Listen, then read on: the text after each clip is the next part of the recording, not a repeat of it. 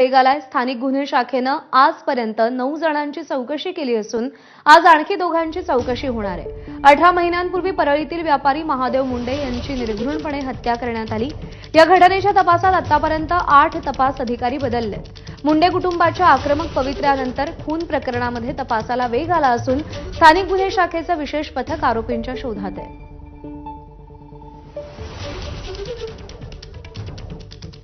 बीडमध्ये कोयता आणि सत्तूरने एका तरुणाला आधी धमकवण्यात आलं, नंतर त्याच्यावर हल्ला करून गंभीर जखमी केलं। विशेष म्हणजे या मारहाणीचा व्हिडिओही तयार करण्यात आला।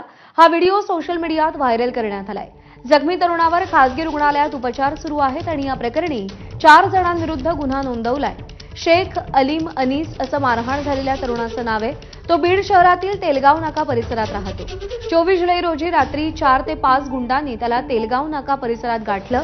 कोयता आणि सत्तूरची धमकी देत त्याचा व्हिडिओ काढला। त्यानंतर शिवीगाळ करून कोयता आणि सत्तूरनं मारहाण केली।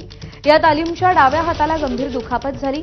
या प्रकरणी शहबाज अब्बास पठाण, शेख आदिल शेख मुजीब, शेख नुमान आणि अन्य एका विरोधात पेठबीड पोलीस ठाण्यामध्ये गुन्हा नोंदवण्यात आलाय।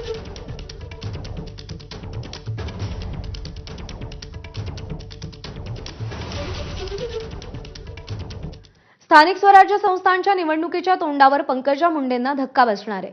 दिवंगत गोपीनाथ मुंडे आणि त्यांच्यानंतर पंकजा मुंडे यांच्या